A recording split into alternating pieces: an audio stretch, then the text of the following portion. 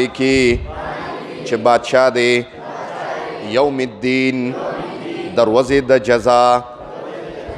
هلکه دین ویل کېږي بدلې ته، نو زم دین تم دین ځکه وایي چې د دې بدله به د قیامت پر ورځ میلاویږي.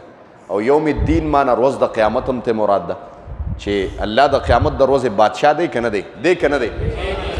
مالک بادشاه دی یوم الدین دروازې د قیامت. مالک بادشاه دی یوم الدین دروازې د قیامت.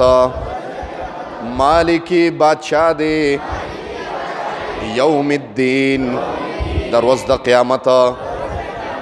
زه یم تاسو ترجمه کوئ د سر نه اخره پورې دعا کوئ انشاءالله. اعوذ بالله من الشیطان الرجیم بسم الله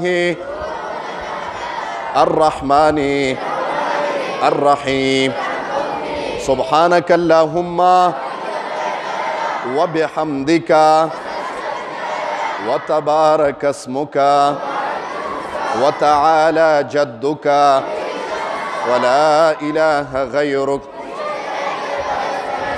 الحمد لله رب العالمين الرحمن الرحيم مالك يوم الدين.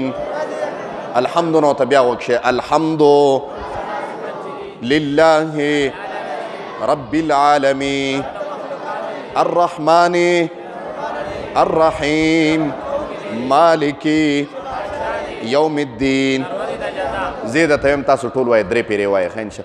الحمد ټول سنا صفت چي دي لله الله د پاره دي. आवाज اوچت کې یاره چې دا سپیکر کې کلی ته आवाज ورسیږي. رب العالمین چې رب د مخلوقاتو دی.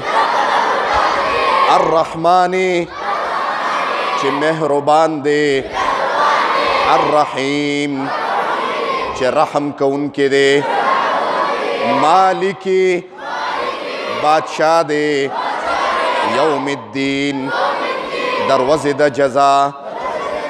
الحمد ټول ثنا صفت چې دی لله الله لره دی.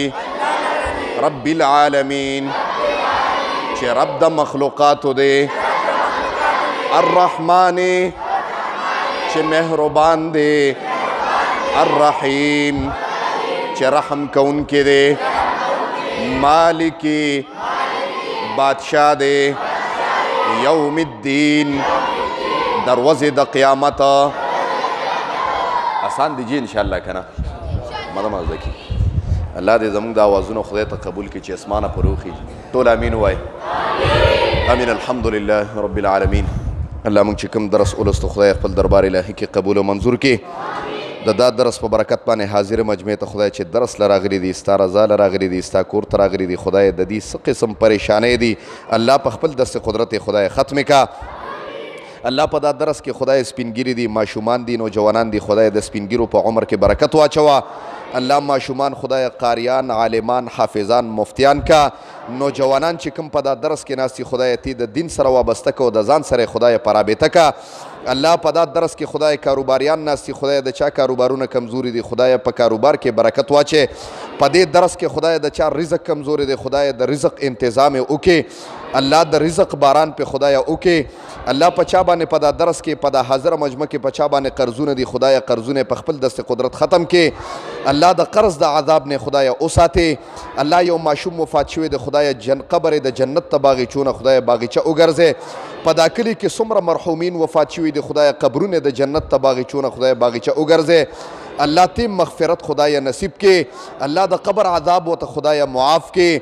الله دا کم چې جمدی د خدای په عمرونو کې برکت واچي، خصوصا د دا کلی ولا خدای په عمر کې برکت واچي. الله دا په دا کلی کې چې د چا په زړه کې څه قسم اختلافات دي، په زړه کې څه قسم بغضونه دي، نفرتونه دي، خدای په محبت او الفت باندې خدای بدل کا.